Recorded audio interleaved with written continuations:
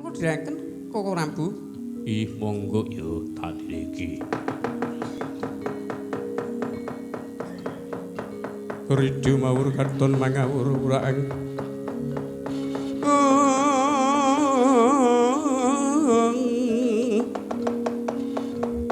Tinon tengaraning prajurit gong maguru gongso magkutha marjuru jungkung.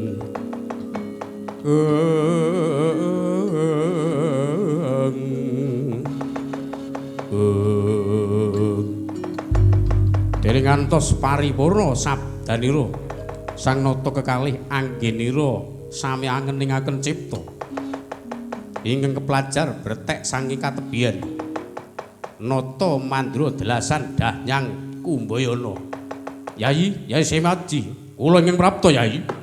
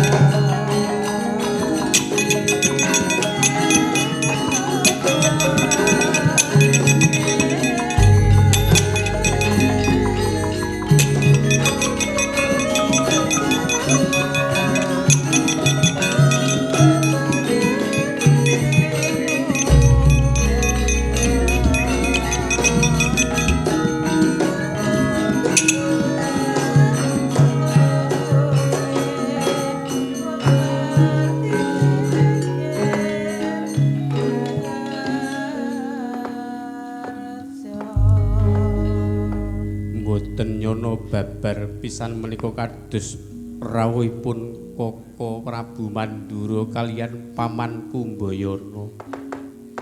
Nyuwun pangapunten. Manggih Rarja Koko Prabu sembah bekti kula kunjuk. Jagat Dewa Bathara, inggih kula tampi Yai. Pudya pangastunipun ing Raka mugi kunjuk Yai. Kula ketelaken wonten jejo kendela sami-sami pangestunipun Koko Prabu mugi saged tumowah ana bawa leksana mekaten Yai. Paman Durna bapa manggih karaharjan bekti kula kunjuk. Oh lho mboten samuni lho. Oh nggih. Nampi pamujinipun Angger Puntadewa praptanipun Bapa Manggih Rarja gen. Pudya pangastutinipun ke Bapa mugi kunjuk. Inggih saged tumowah ana baleksana awit sih kadalmanipun Paman Durna ngaten nggih. Nyuwun pangapunten Koko Prabu andamel kejoting kula sakadeh menika rawuhipun Koko Prabu Bathara Kresna saha para kadang Pandhawa samya kagiat awit rawuhipun Koko Prabu.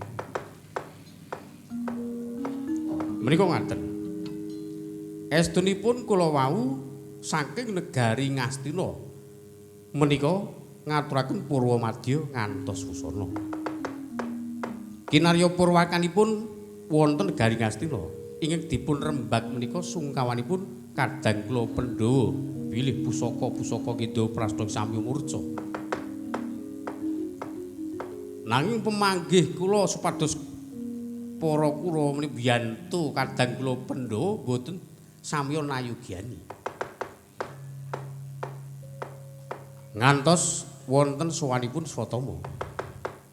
Piyambakipun ngaturaken bilih taman keputren negari Ngastina menika wonten Duran Muka. Panci saestu kula buktekaken bilih wonten Taman Ngastina wonten Duratmaka. Namung kuciwaning manah kula, Yai. Duratmaka ingkang anggebang Yayi Banuwati menika malah punakawan Madukara. Sinten Koko Prabu Bagong?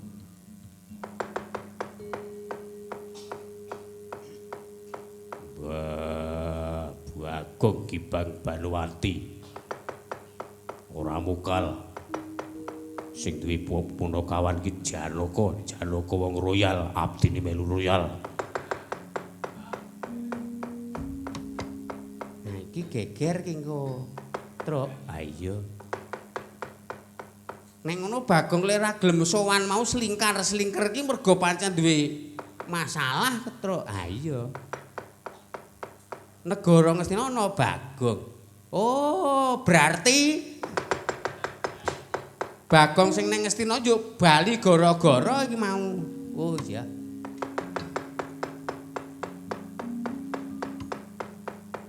Dos pundi Koko Prabu Bathara Kresna? Aduh Nyai.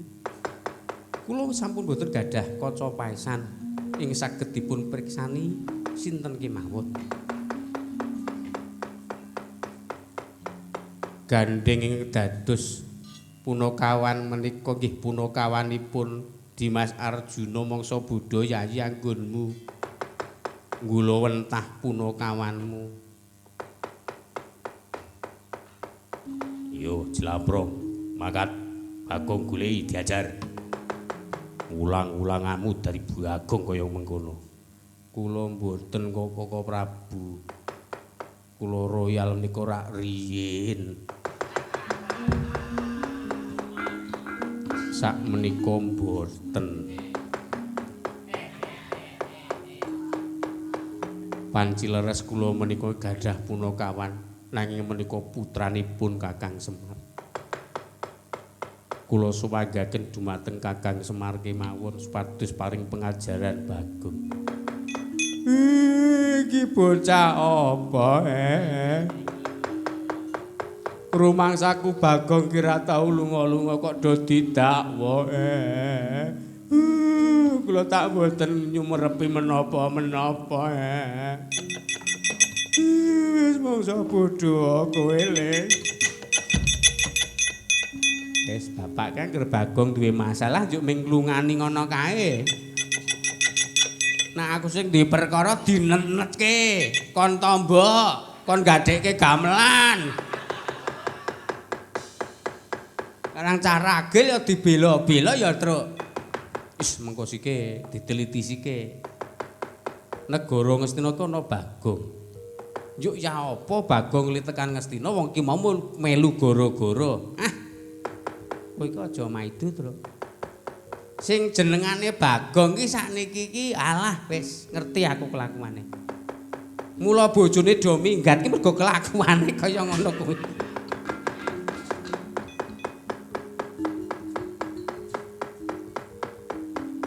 Nolo Garing lan Petruk terus iki Dur Janaka wis mangsa bodho adimu Bagong anggone paring pengajaran. Oh nggih. Ngene wae, Truk. Piye, Kang Garing? Iki apike Bagong wae dijek nang Ngastina. Mengko nek Bagong dijek Ngastina kok nang Ngastina ki ana Bagong padha karo Bagong ki kembar. Oh iya. Nek mengko nek Ngastina ki ora ana Bagong, ayo genah kuwi. Bagong kuwi sing Gibang Ndara Banuwati.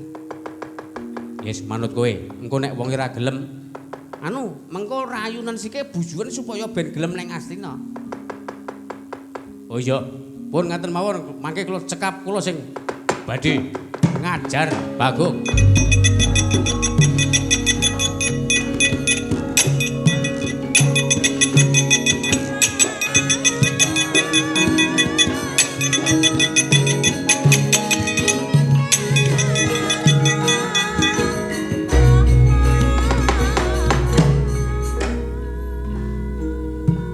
Prabu Ndarawati, Koko Prabu Mandura sedaya kula pasrahaken dhateng panjenengan.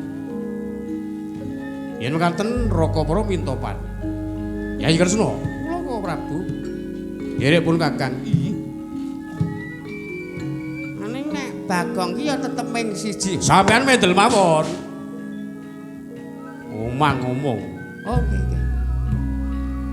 Dimaseno. Seno Kakangku apa?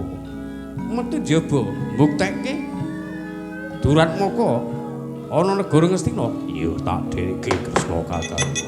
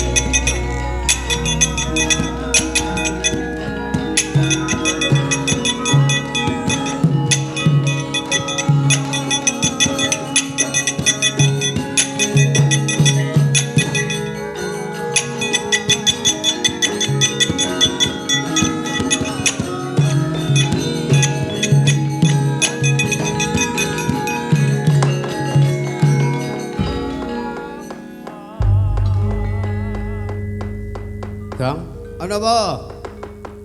Dina iki upama kowe tak jek plesir gelem apa ora? Aku kagak ora lunga-lunga reng rasaku ngerayu-ngerayu aku kagak susah. Ini lho Gong, kowe mengko nek gelem melu aku tak jek lungan dulan-dulan karo Petruk, kowe njaluk apa tak nehi? Njaluk rokok Winbul. Jajan neng murah meriah.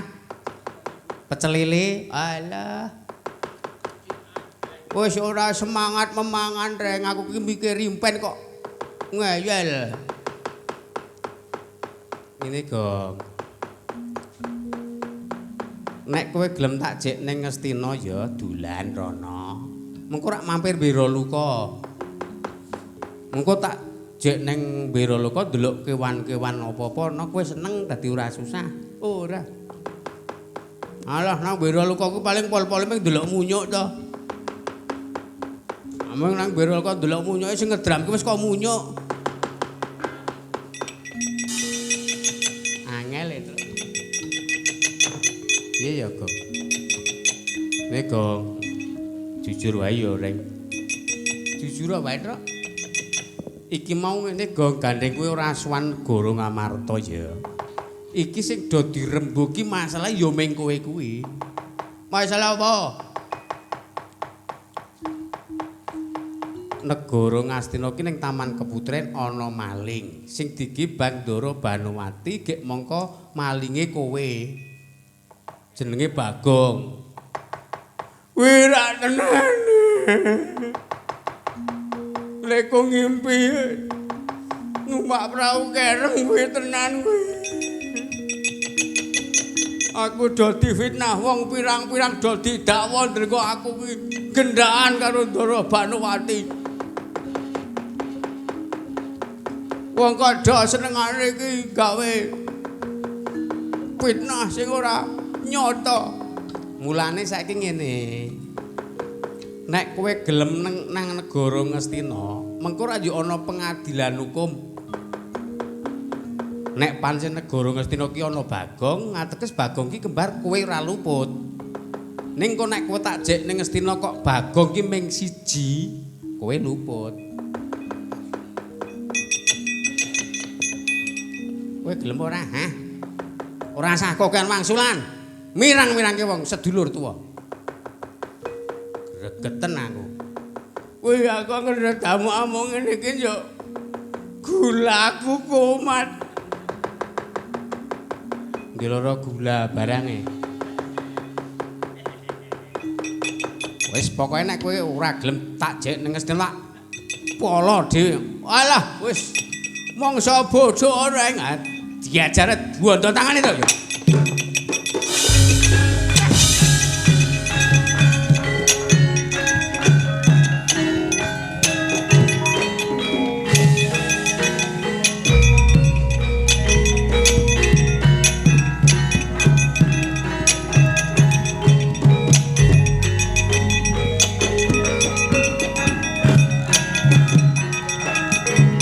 Kowe saka kono terus aku saka kena rajange arit.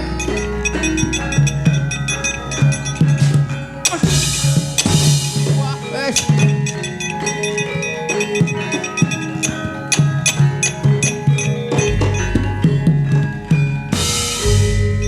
Kowe ngarani wong ngrungokno kenyataane kok kowe wani tegelan karo sedulur kowe. Kowe nyekel arit kowe gawe tatu ning liyan tatu ning sedulur. Mulane kowe manut, ora manut tak pateni genti kowe.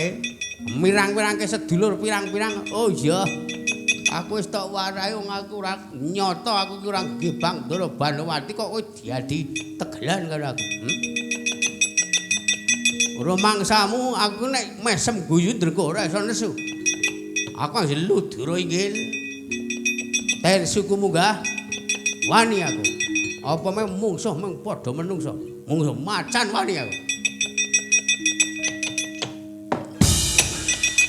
Mudiar kowe. Yo ngalah. Mudar kowe. Aduh. Jak wis. Menungso dibedil bajing aku kowe. Munyuk. Piye ki to? Daturke Ndara Arjuna. Oh ya.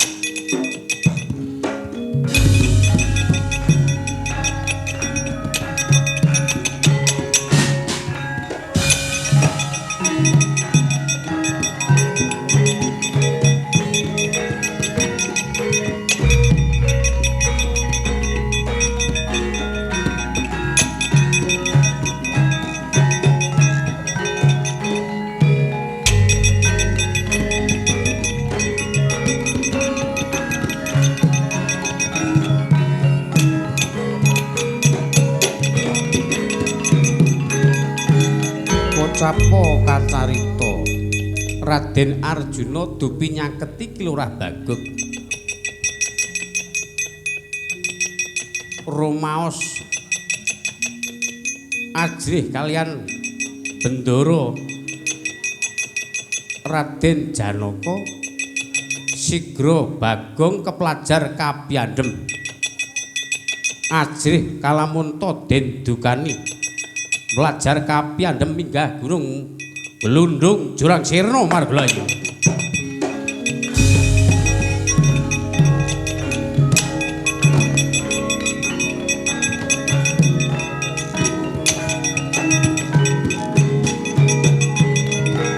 Waduh, mati aku yo.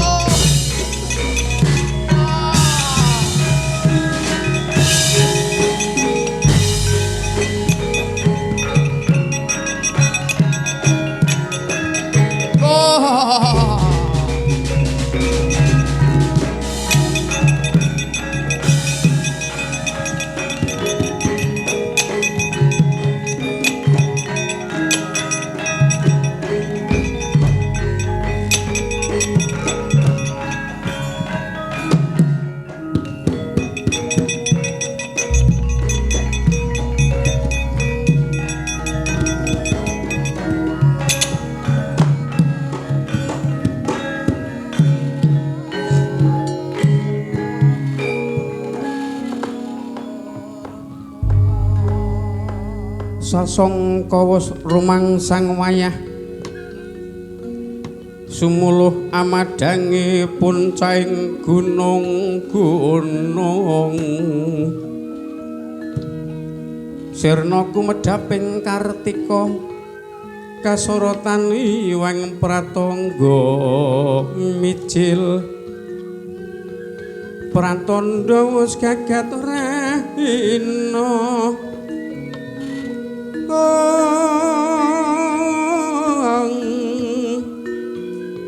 sumiyuting samirana ambabar gondo kang arum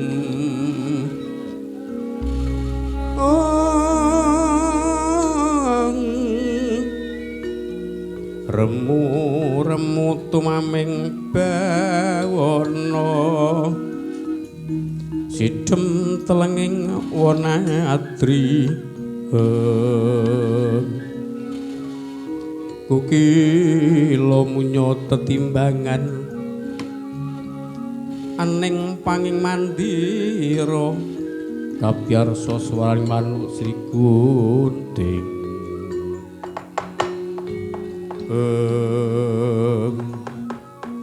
ora kencang warudaya ngodoloya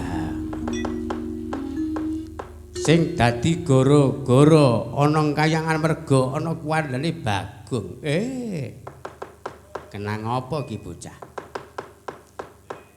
aja nganti kadaluwarsa mbok menawa ki pancen kang kinarya lantaran pusaka-pusaka ngamarta padha bali ana papan pagedhongane iki Bagong jajal konjuk ana ngarsane Adi Guru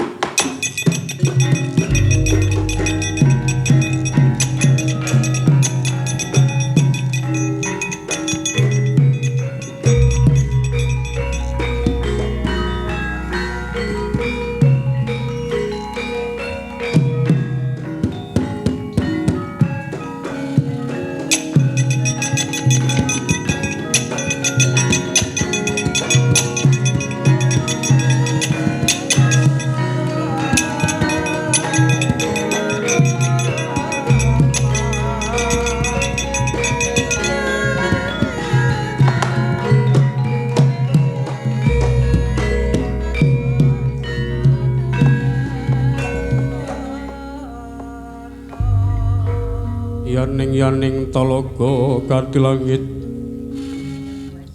mambang tepas wulan komaneka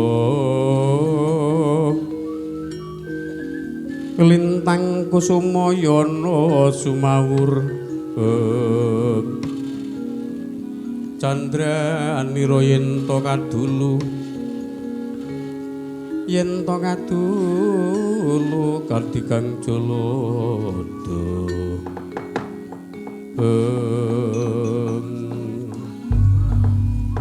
Bung bawana langgeng sing widatan awrat Kakang Kanika putra